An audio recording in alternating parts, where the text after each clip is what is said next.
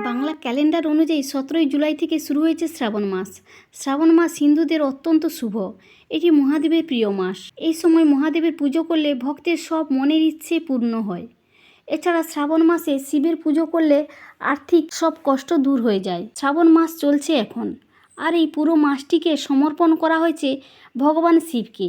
এই মাসে দিনের বেলা মহাদেবের ভক্তরা ভক্তি শ্রদ্ধা সহকারে শিবের পুজো করে থাকেন। শুধু দিনের বেলা নয়, রাতের বেলাতেও শিব পুজো করা অত্যন্ত শুভ বলে মনে করা হয়। জ্যোতিষ মতে রাতের বেলা শিবলিঙ্গের আরাধনা করলে সব আর্থিক কষ্ট দূর হয়ে যায়। তবে আমি আজকের ভিডিওটিতে আপনাদের শ্রাবণ মাসের শেষ সোমবারের একটি বিশেষ টোটকার কথা বলতে এসেছি, তাই ভিডিওটি মনোযোগ সহকারে দেখুন। নমস্কার বন্ধুগণ, জয় মা দুর্গা চ্যানেলে আপনাদের সকলকে স্বাগত জানাই। কেমন আছেন সবাই? আশা করি সকলেই ভগবান শঙ্করের কৃপায় খুব ভালো আছেন। আমিও খুব ভালো আছি বন্ধুগণ।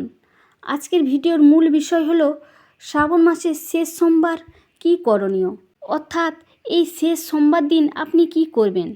আসুন সম্পূর্ণ জেনে নিন এই ভিডিওটি থেকে। মানুষের জীবনে আকাঙ্ক্ষা পূরণের ইচ্ছে সর্বদা থাকে, আর সেই ইচ্ছে পূরণের জন্য মানুষ ভগবানের কাছে নিজেকে সমর্পণ করেন। তাই আসুন শ্রাবণ মাসের শেষ সোমবার এই টোটকা বা ক্রিয়াটি করে নিজের ইচ্ছেকে পূর্ণ করে নিন। মনে রাখবেন, শুধুমাত্র একটি ইচ্ছেই এই দিন পূর্ণ হবে। একাধিক ইচ্ছে নিয়ে ভগবান শিবের কাছে যাবেন না, কারণ একটি ইচ্ছে খুব শীঘ্রই পূর্ণ হয়। আর আপনার এই একটি ইচ্ছে পূর্ণ করতে বেশ কিছু নিয়ম পালন করতে হবে ওই দিন। শ্রাবণ মাসের শেষ সোমবার আপনার সময় মতো কাজটি করতে পারেন, তবে অবশ্যই মনে রাখবেন ওই দিন নিরামিষ আহার ভক্ষণ করবেন। আপনার নিজস্ব সময় বের করে ওই দিন সকালে অথবা দুপুরে অথবা বিকেলে অথবা সন্ধ্যায় বা রাতে যে কোনো সময় আপনি কাজটি করতে পারেন। প্রথমে আপনি আপনার ইচ্ছেটি স্থির করে রাখুন। যে ইচ্ছেটি নিয়ে আপনি ভগবান শঙ্করের কাছে প্রার্থনা করবেন, যাতে সেই ইচ্ছেটি দ্রুত পূর্ণ হয়। যখন ক্রিয়াটি বা টোটকাটি করতে বসবেন, তখন কোনোভাবেই তাড়াহুড়ো করবেন না। অবশ্যই নিজের বাড়িতে ঠাকুর ঘরে বসে এই টোটকাটি করতে পারবেন। আপনার বাড়িতে যদি শিবলিঙ্গ থাকে তাহলে তার সামনে, অথবা শিবলিঙ্গের ছবি থাকে তার সামনে বসে আপনি এই ক্রিয়াটি করুন।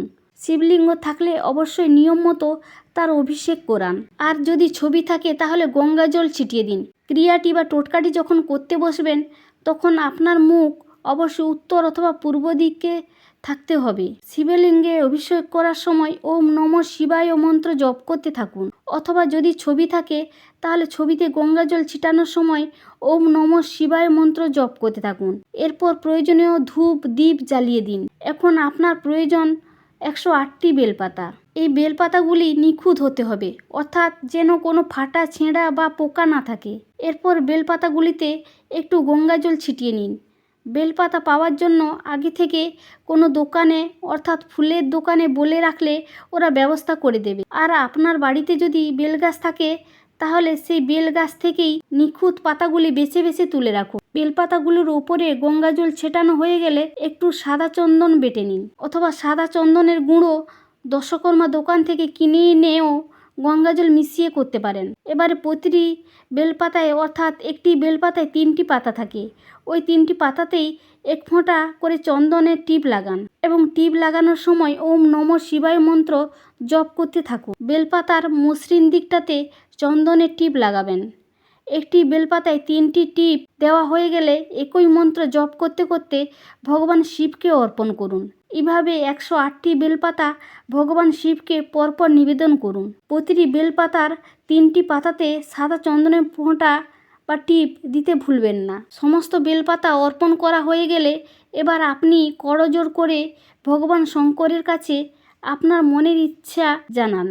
ভগবান শিবকে আবেদন করুন, প্রার্থনা করুন, যাতে তিনি আপনার মনের ইচ্ছে খুব শীঘ্রই পূর্ণ করে দেন। যখন আপনি আপনার মনের ইচ্ছা ভগবান শিবকে জানাচ্ছেন, তখন অবশ্যই মনে মনে ভাবুন আপনার সেই ইচ্ছেটি পূর্ণ হয়ে গেছে। ভগবান শিব আপনার ডাকে সাড়া দিয়েছেন এবং তিনি আপনার ইচ্ছেটি পূর্ণ করে দিয়েছেন।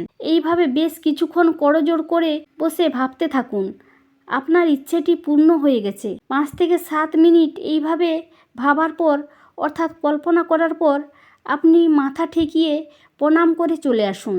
ভক্তি ও বিশ্বাস নিয়ে এই ক্রিয়াটি করুন। খুব তাড়াতাড়ি ভগবান শঙ্কর আপনার মনের ইচ্ছা পূর্ণ করে দেবেন। ভিডিওটি ভালো লেগে থাকলে একটি লাইক করে যাবেন।